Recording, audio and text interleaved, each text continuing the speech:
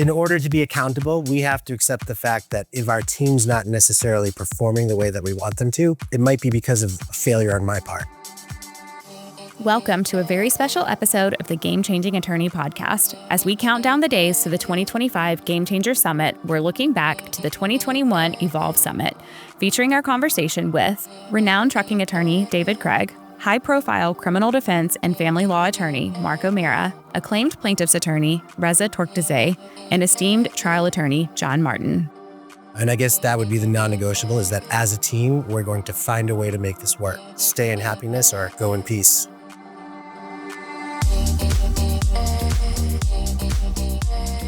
I'm Michael Mogill, founder and CEO of Crisp, the nation's #1 law firm growth company. I've built my business through practice, not theory. Crisp started with just $500 to my name and has grown to over 8 figures in revenue over the last few years, earning a spot on the Inc. 500 list of the fastest growing private companies in America. Our approach has been to take everything we've learned about generating massive growth within our own organization and help the country's most ambitious and committed law firm owners do the same for theirs. In each episode of this podcast, I sit down with innovative market leaders from the legal industry and beyond to learn from those who thrive in the face of adversity, challenge the status quo, and define what it means to be a true game changer. Every year, the most committed law firm owners in America convene at the Crisp Game Changer Summit in Atlanta, Georgia for 2 full days of world-class speakers, transformational law firm growth strategies, unparalleled networking, and unforgettable experiences. The road to the summit starts here. From now until the 2025 Game Changer Summit taking place this November, join us as we relive and revisit some of our favorite moments from past summits. This is Jessica, Head of Coaching Strategy at Crisp, and today we're looking back to the 2021 Evolve Summit, where an incredible lineup of leaders join me on stage to discuss why effective communication will make or break a team's dynamic, why people are a law firm's greatest asset, and how to foster a culture of engagement and accountability. We want to make a positive difference in the lives of our clients, people in the community in which we practice, and in the lives of our employees. And I think it's non-negotiable if you don't buy into that. If you're not there for that reason, if you don't want to be held accountable, if you want to sit and moan and groan and you don't want to work and you don't want to put in time and you want to find all the faults and all the problems, then that's non-negotiable. That's coming up on the Game Changing Attorney podcast.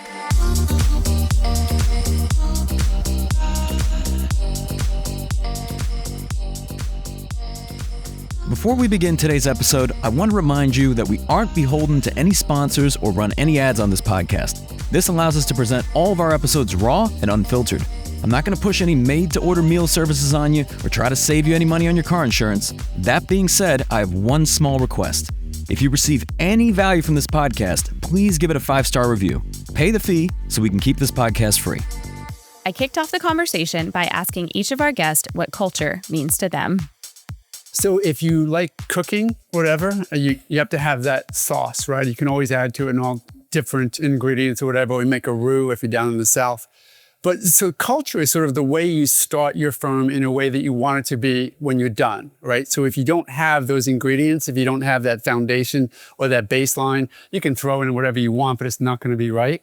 And the way I look at it is firm culture is what you start with and what you create in the beginning so that when you grow it, it grows properly. Love it. Yes. And David? To me, it's a group of people that are all highly accountable, who are all motivated and on the same page, that work together to accomplish some amazing things. Awesome. John? I think culture is really core values in action. You're either putting out fires or you're all moving together in the same direction.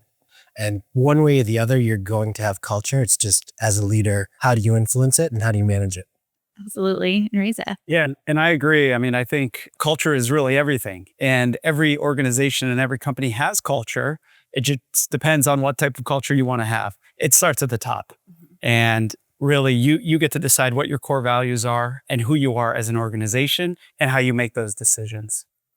Awesome. Yes. And I know on the last panel too, Craig Greening was talking about how much he uses Print, Kolbe, all of these things for role alignment and hiring. And Dave, I know you've really embraced this with hiring because I feel like every other day you guys are just getting another bundle of them. So could you tell us how you've incorporated these assessments into your hiring? Yeah, for years, I just got lucky or unlucky. And, you're interviewing people and you're not spending a whole lot of time with them. We spend more time picking a jury We look at the backgrounds. We know everything there is about them before we walk into the courtroom. And then we get to spend time with them. But with somebody interviewing for a job, we spend very little time with them. And so sometimes they're really good at sales. And so until I started working with Crisp, I had no idea how to go about doing it. Now we do Kolbe testing and we do print scores, and we're growing, and we are adding so many new people, but great people. You know, we've taken the guesswork out of it, and we've figured out what scores work, what type of job responsibilities, how to communicate with each other. And I'm excited about it. And we are so much better today because we know not only what are the qualifications, how do they fit, what kind of Kolbe scores they are, but also how to communicate with each other. Mm-hmm. And you actually have a great story about how you went back to two of your paralegals who were no longer even with the firm. Can you tell us about that? So one of them is a successful attorney. She's super smart, and she was a great paralegal. She worked with me in multi-million-dollar case, and she was just awesome. And I thought, well, is it because she's really smart? And so I went, she's now working at some giant firm, and I called her. I said, this is a weird request, but would you take this test for me? And she said, yeah. And so then we took another test from another great paralegal, and what we found out was their Kolbe scores were very similar. And so then we started looking at everybody, and I looked at some of the ones that hadn't been so good, or some of the ones I had who weren't as good. And that doesn't mean they couldn't do the job. They just had to work around it, or they may not be as happy doing it for a long term. And so we found that certain Kolbe scores fit, and we've been hiring with that in mind. And every job is different. Different jobs take different skill sets, but it was eye-opening to me to say, okay, guys, if we want somebody to run a file, for example, and be in charge of a file, and all that means in our firm, that they need to have the first two, fact-finding and follow-through, they need to be a 6 through an 8. Yeah. And I didn't know that, and I was interviewing people, and how would you know that? But the Kolbe score gave it to us, and then the print scores have helped us figure out how to communicate with those people and what's important to them. Right, right. Oh, I love that. And I know also, Reza, you were in one of the videos, so I want to hear about when you've experienced cultural misalignment at the firm and what impact has that had and how'd you change that? There was a point where we were just looking for warm bodies. You know, we were scaling so quickly, and here was our hiring process. Put an ad up on wherever, get the resumes. The resume looks good, come in for an interview. You interview somebody for 20 minutes or 30 minutes. They all sound great because they're lying. And then you hire them. And 3 months into it, you realize, oh, shit, this person is awful, or they're toxic, or they're completely contrary to what was sold. And so there came a point, and I've told this story so many times, but we lost more than half of our staff in one day. And it was to a point where literally I was like, forget it. You know, we built this practice, we're growing, we're scaling, everything is great, except all the drama, all the BS, all the stuff that, you know, none of us need to deal with or should deal with.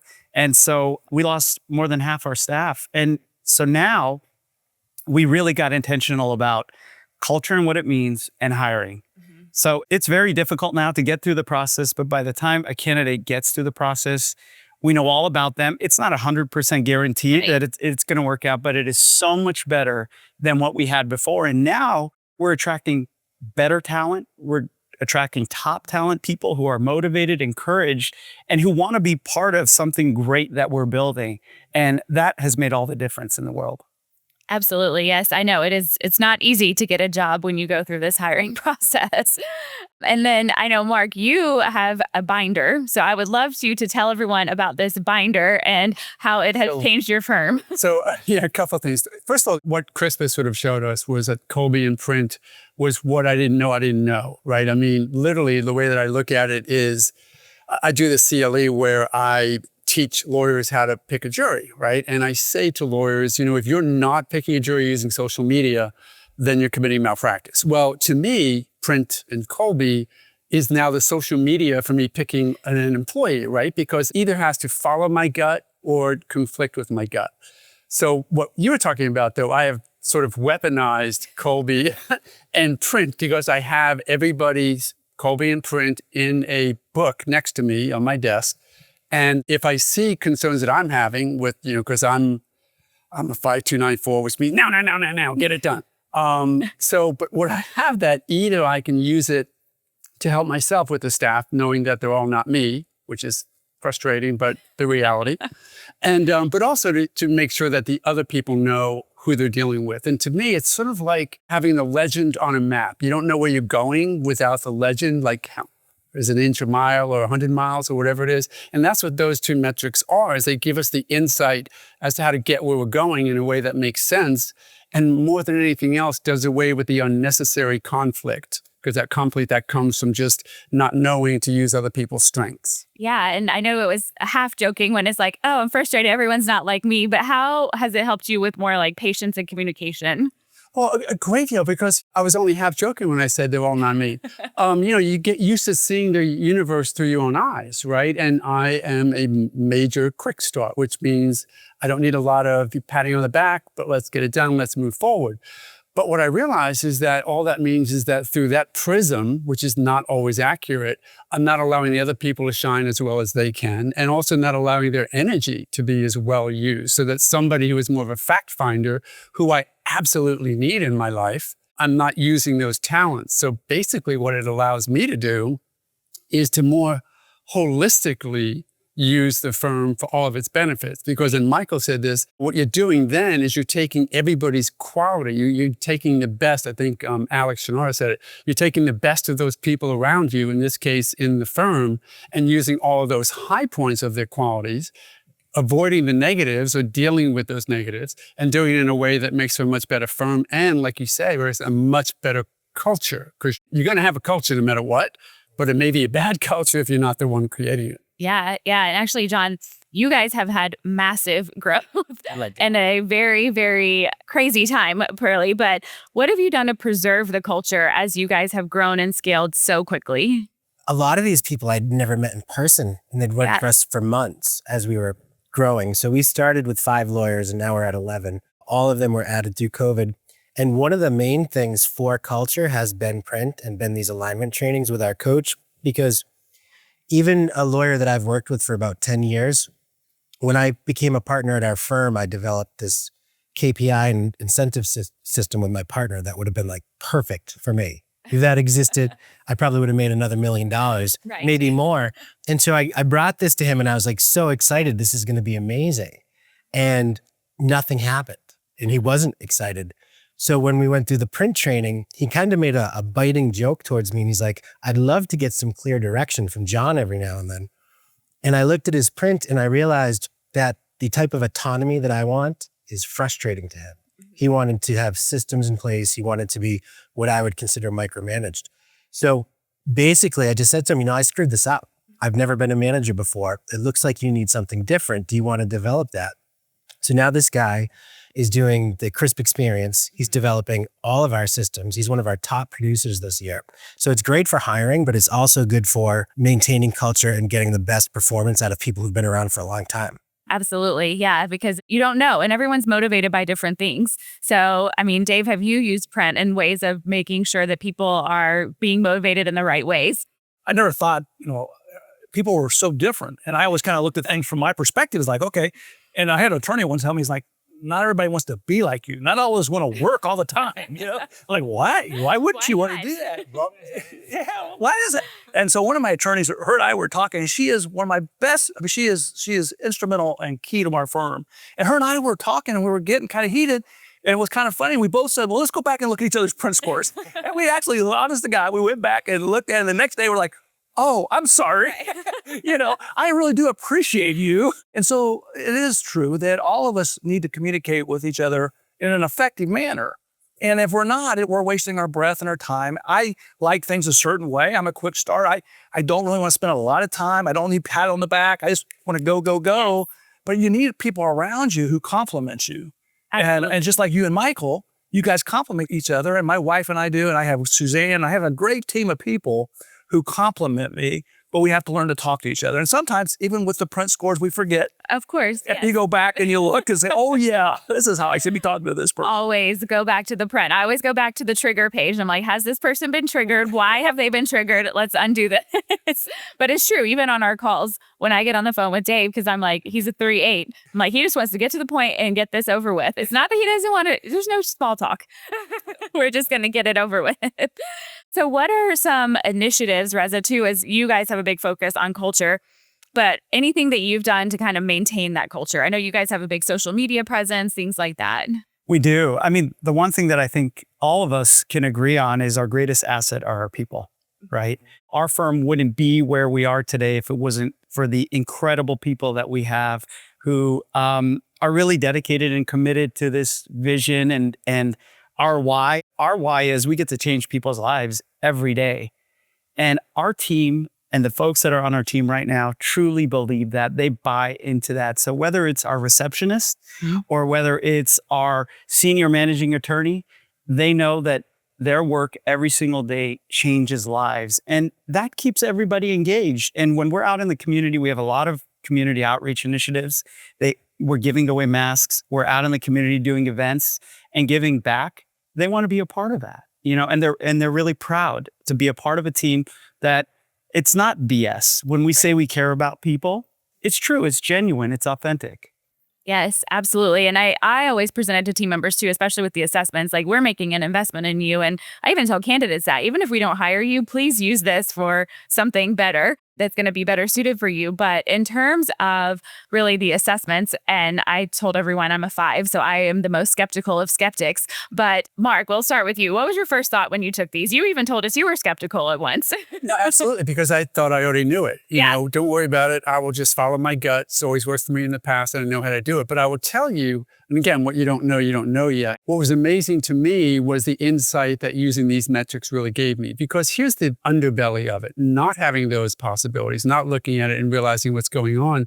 I kept, and I can go through and top of my mind 3 or 4 people who I know I kept on the firm longer than I should have, that had an absolute negative impact on the firm because of a couple of stupid reasons. Either I didn't want to have that conflict, or I had them there. I've already made an investment into them. And what I didn't realize, had I had those metrics to begin with, those people would never have been in the firm, probably. And then I never would have spent the enormous amount of time, energy, even worse, negative energy from taking away from those staff members who I should have been focusing on the positivity of. So what I see is that it's just such a great opportunity to have that foundation, to have that basis to work from, so that at least you know what's going on, either deal with it, or as you said to me at one time, give them the opportunity to work elsewhere. Yes, free up the future. Yeah, free up the future.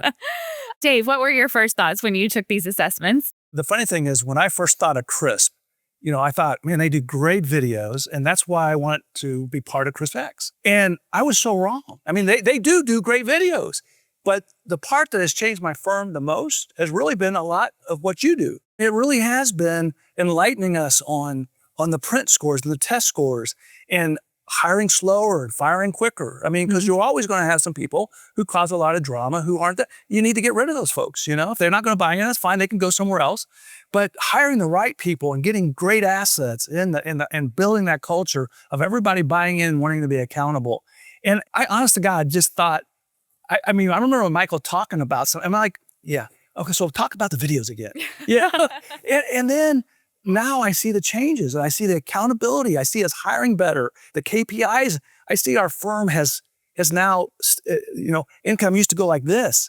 With KPIs, it goes like this. And I just love all this. And I'm a firm believer, and now I pay a lot of attention. I still like the videos. Right. I pay a lot more attention to what you're telling me. Sorry, Michael. Everyone got that, right? John, what was your first thought when you got your assessments? Yeah, I thought it was like kind of Skittles and rainbows and bullshit. Really, no test is going to tell me what my gut can't tell me.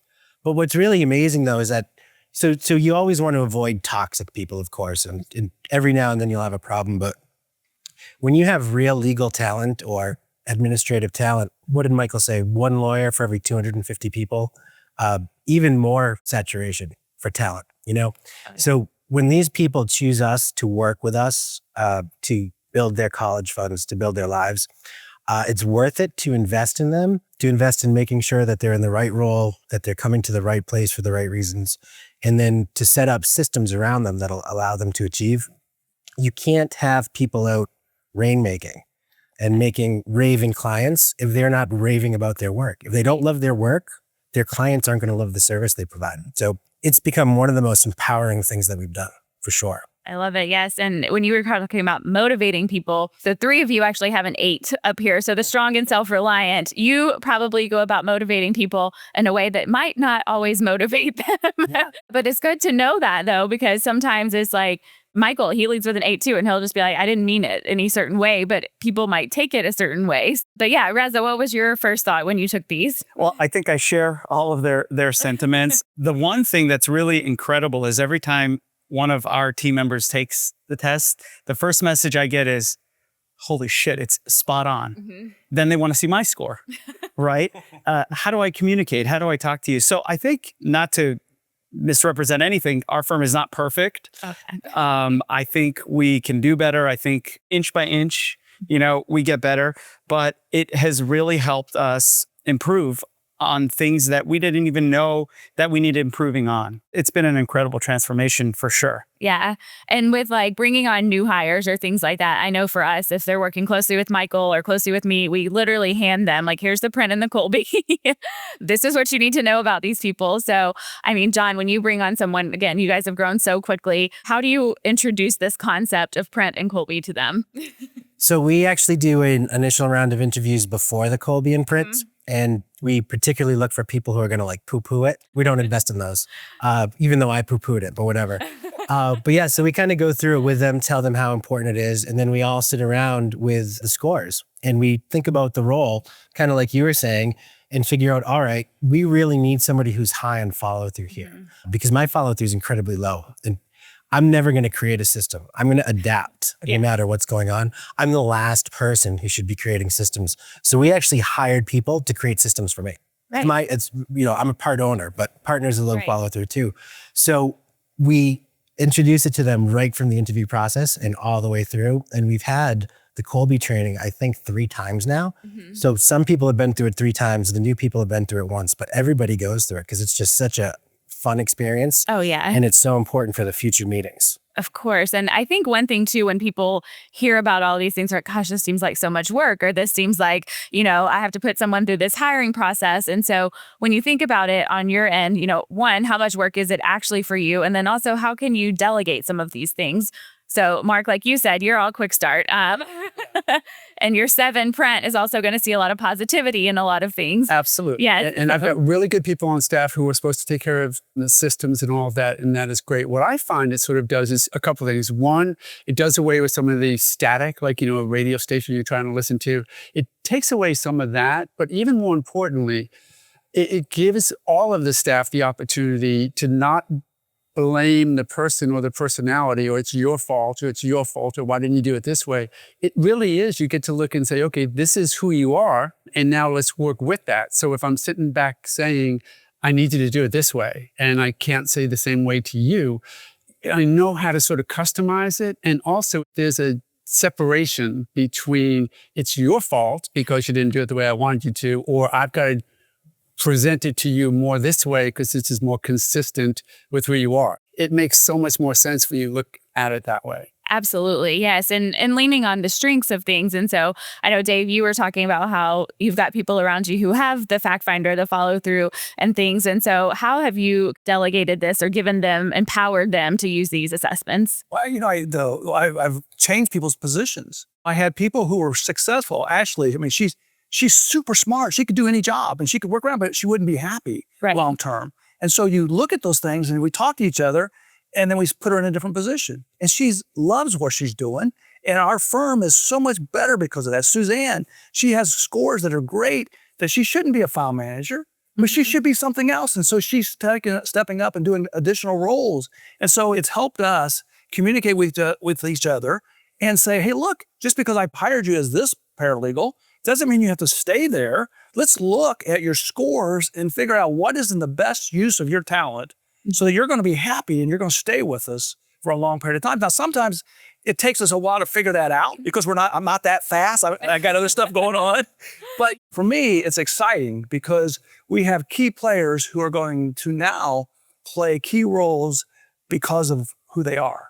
Yeah, exactly. And I love the motivation factor of all of that as well. It was Craig who was on earlier. He was actually telling me with communication and motivating their teams, he didn't know someone had a 2 to be needed and appreciated. So he was never recognizing every time that she won or every time she went to court or anything. And then he literally just started doing that and her output doubled. So it's one of those things in terms of knowing, at the core what drives them. And so even when you think about your culture as a whole, what would you say, Reza, is a non-negotiable for your firm? our firm, we have standards. It's expected of you. And, being a team player, really being a team player. And with some of the tests and the assessments, you're really given insight into people. And I agree, Dave. I think it allows us to say, okay, this person has great scores. This is a good person. They believe in our core values, but they're in the wrong role. So instead of letting go of somebody who's got raw talent, who is just super ambitious, is a great person, you can find places for them. And I love that you say that, because I think sometimes people think when they take it on the front end, I do tell people there's no right or wrong answer. It's just going to be where I might put you is a different place. I would say a third of our team probably applied for a different position than what they're in now.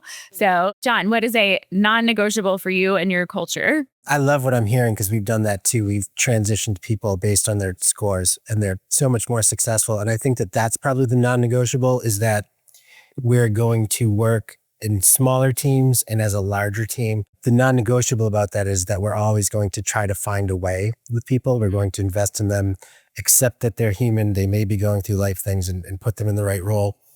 So I'm kind of filibustering to think of a real non-negotiable.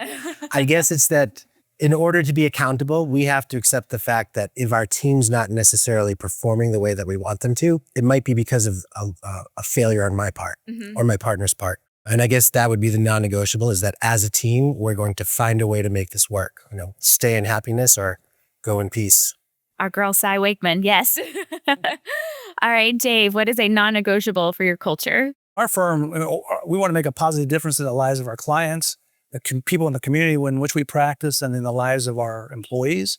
And I think it's non-negotiable if you don't buy into that. If you're not there for that reason, if you don't want to be held accountable, if you want to sit and moan and groan and you don't want to work and you don't want to put in time and you want to find all the faults and all the problems, then that's not negotiable. You don't need to be in our firm. You need to leave our firm. We want the right people. I don't, and the interesting thing is I would fail at most of the jobs within my firm. I mean, thank God I have my job because I don't know what else I would do. This is what I need to do.